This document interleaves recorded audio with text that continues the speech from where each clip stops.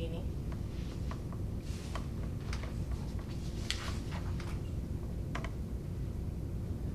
You're a real talent. More ways than you can possibly know.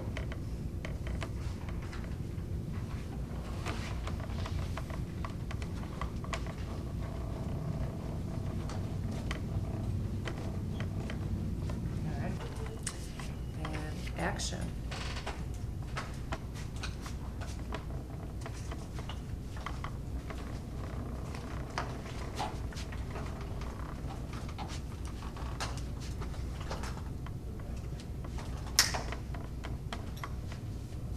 Well done, Houdini.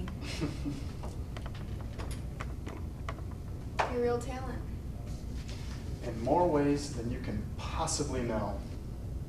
I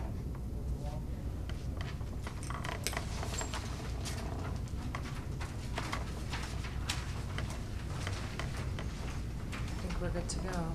Action. I'll try the Bellini martini. May I make a suggestion? I think this looks much more satisfying.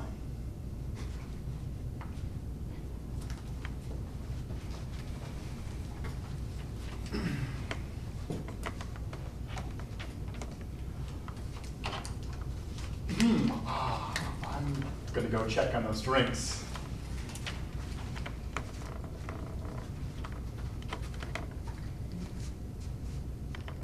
And action.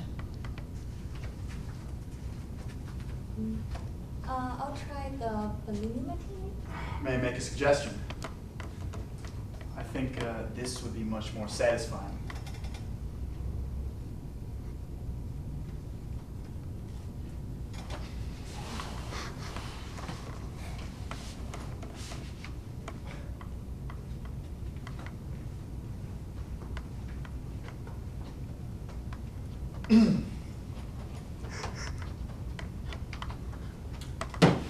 I'm gonna go check on those drinks.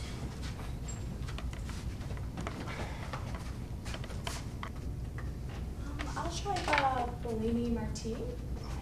May I make a suggestion? I think this would be much more satisfying.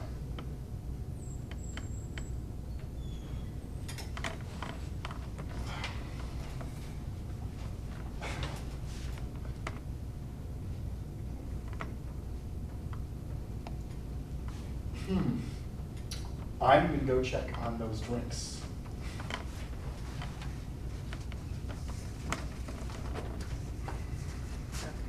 Okay. And action, Michael.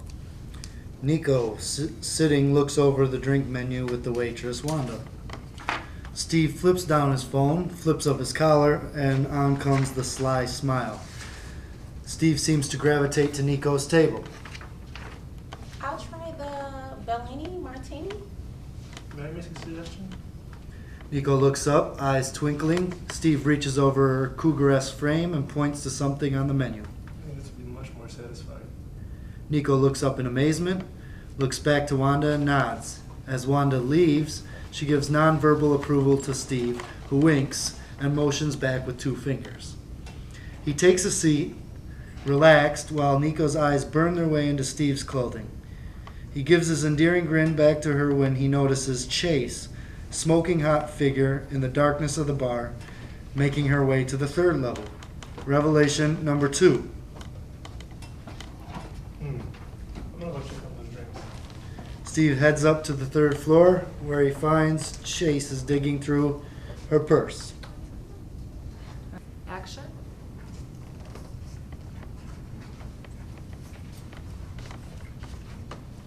I'll try the Bellini martini. May I make a suggestion? I think this would be much more satisfying.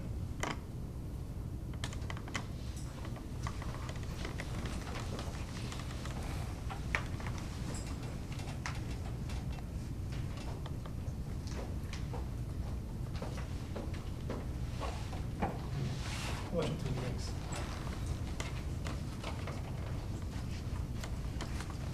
Okay, cut. Sands. Okay, and action.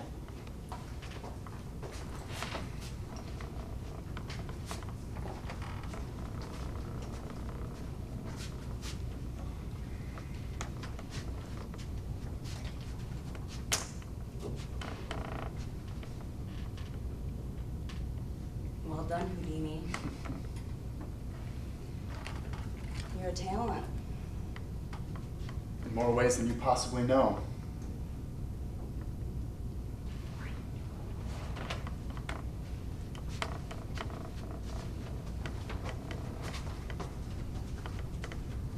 She wanted you so bad she forgot her purse. Okay,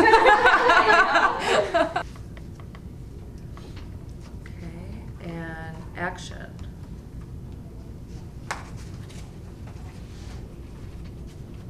I'll try the Bellini Martini. May I make a suggestion?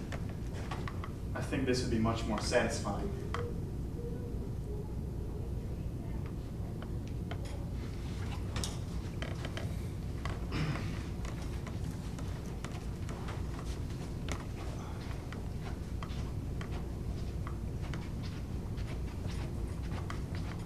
I'm gonna go check on those drinks.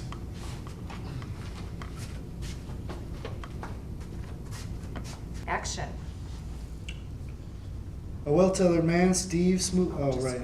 We can go straight to it. Steve smoothly passes the bouncers, enters the neatly populated bar, immediately scoping the place out.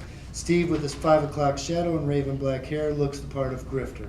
At the bar is a pretty brunette, Gwen, who sips a Cosmo and looks straight ahead, and Fred, the sleazy business type a la American Psycho, who stares down at a sweating snifter contemplating something.